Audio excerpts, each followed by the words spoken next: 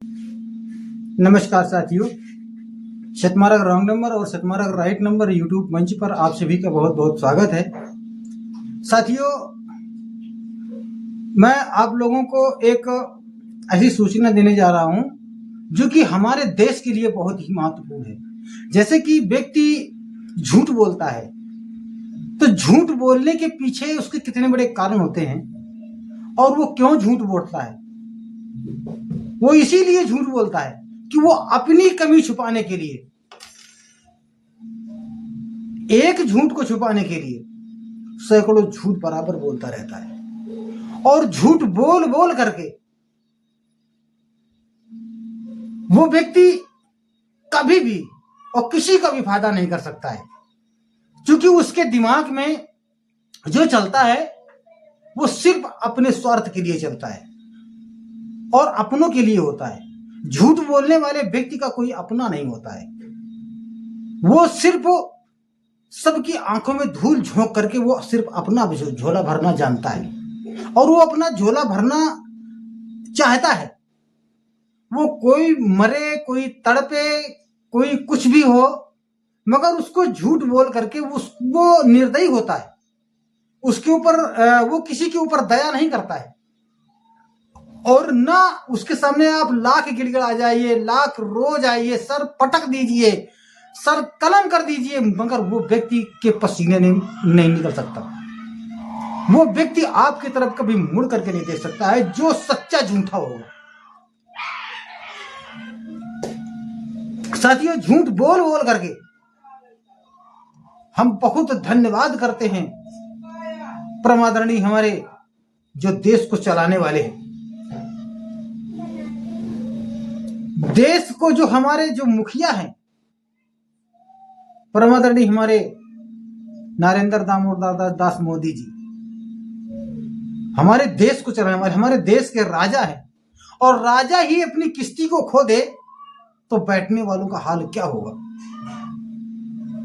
मल्लाह नाव को खे रहा है, 20 लोग बैठे हैं नाव पे।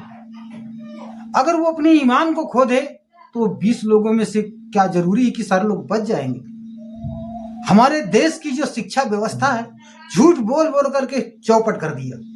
हमारे देश के नौजवानों को झूठ बोल बोल करके सत्यानाश कर दिया, उनके भविष्य को। एक व्यक्ति का जब भविष्य बनता है तो उससे 4 परिवार जुड़े होते हैं। एक आदमी से 4 परिवार जुड़े होते हैं, चाहे पुरुष हो चाहे महिला हो। अगर एक व्यक्ति की नौकरी लगी तो उसके माता पिता और उसकी बीवी और उसके बच्चे, इनके 4-5 लोगों के भविष्य बन जाते हैं उनके। और जो अच्छी पोस्ट पर होते हैं, जिनको अच्छी नौकरियां मिलती हैं, वो तो अपने रिश्ते नातेदारों को, अपने मोहल्ले वालों को, वो भी उनके परिवार का निर्माण कर देते हैं, उनके भविष्य का निर्माण कर देते हैं, उनको भी लाभ मिल जाता है। मगर व्यक्ति झूठ बोल बोल करके कोरोना काल में अस्पतालों में लोग अव्यवस्था के कारण, कुछ दवाइयों के कारण, कुछ लापरवाही के कारण लोग घुट घुट करके अस्पतालों में मर जाते हैं। और ये झूठ बोल बोल करके हमारे देश के जो नौजवान हैं, उन नौजवानों के सामने एक बहुत बड़ी चुनौती पैदा हो गई है। क्योंकि एक बच्चे को माँ बाप ने किस तरह से पढ़ाया, एक बच्चे को माँ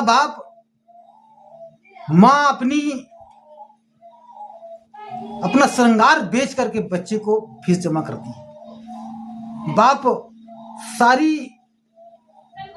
जिंदगी, हम जिंदगी ही कहेंगे, और सारा दिन कड़ी कड़कती हुई धूप में बच्चे के लिए मजदूरी करके उसको पैसा देता है।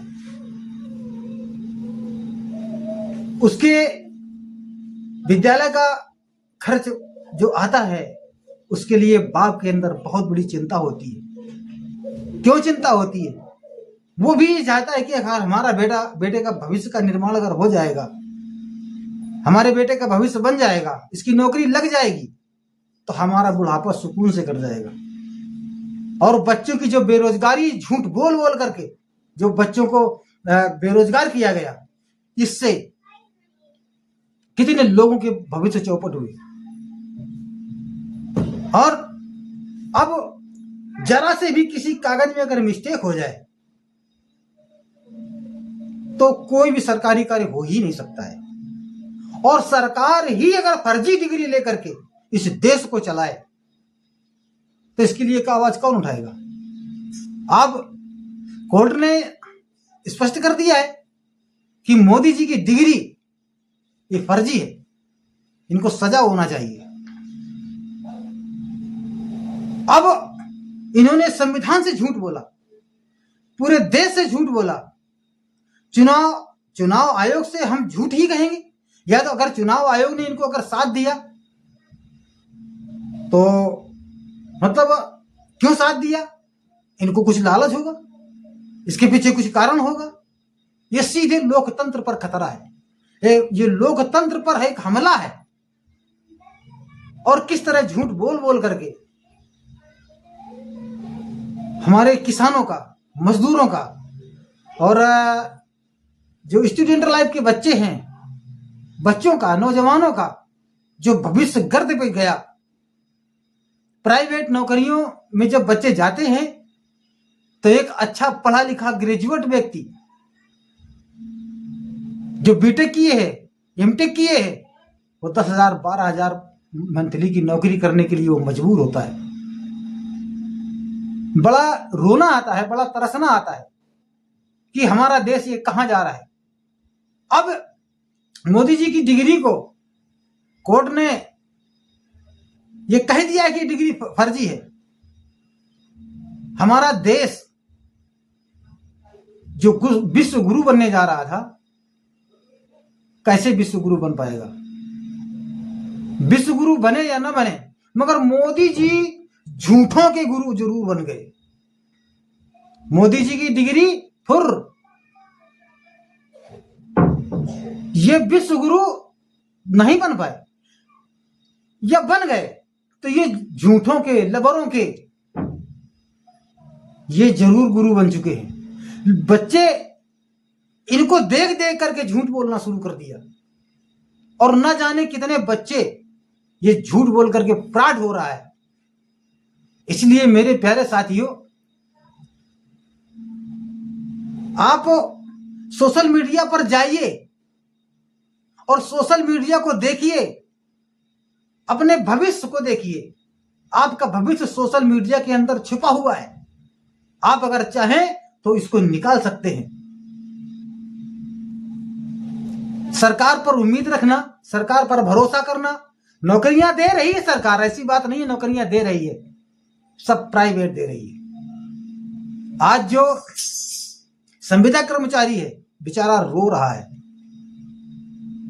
अब हम किसी संविदा कर्मचारी की, सरकारी जो नौकरी कर रहा है, जो संविदा पर काम कर रहा है, हम उसका इंटरव्यू नहीं ले सकते हैं। क्यों नहीं ले सकते हैं? क्योंकि अगर हम उसका इंटरव्यू लेकर के हम इसमें डालते हैं तो उसके बेचारे के ऊपर केस लग जाएगा। और इनके ऊपर केस क्या लगेगा जो फर्जी डिग्री से हमारे देश को चला रहे हैं। साथियों, इस चैनल को सब्सक्राइब जरूर कर लीजिएगा और साथियों तक ये मेरे विचार जरूर भेजिएगा। चैनल को लाइक नहीं किया है, इस वीडियो को लाइक नहीं किया है तो लाइक जरूर कर लीजिएगा। क्योंकि अगर आप लाइक करते रहेंगे तो हमारा वीडियो आगे बढ़ता रहेगा, हमारे विचार आगे बढ़ते रहेंगे, हमारे सुझाव आप लोगों तक पहुंचते रहेंगे। तो साथियों, मैं उन नौजवान बच्चों से ये कहना चाहूंगा, उन नौजवान साथियों से मैं कहना चाहूंगा कि झूठ बोल बोल करके अपने भविष्य को आप लोग चौपट मत करना। किसी भी तरह से कुछ भी करके, मैं जानता हूं क्योंकि मैंने 4-4 बच्चों को पढ़ाया है, तो मैं उस पीड़ा को समझता हूं, मैं उस दर्द को समझता हूं कि किस तरह से नौजवान बच्चों के माँ बाप बच्चों को पढ़ा करके और होनहार बनाया और वो बच्चे कामयाब नहीं हो पा रहे हैं। इसका दर्द जो पढ़ा लिखा व्यक्ति है, जिसको नौकरी नहीं मिल पा रही है, जिसको रोजगार नहीं मिला, वो अपनी पीड़ा, अपना दर्द वो किसी से कह नहीं पा रहा है। न जाने कितने तो फांसी लगा करके मर गए और न जाने कितने फांसी लगाने के लिए तैयार हैं। कहीं से भी इतनी महंगाई चरम सीमा पर पहुंच गई, झूठ बोल बोल करके। मेरे प्यारे साथियों, इसी के साथ जय भीम, नमो बुद्ध है।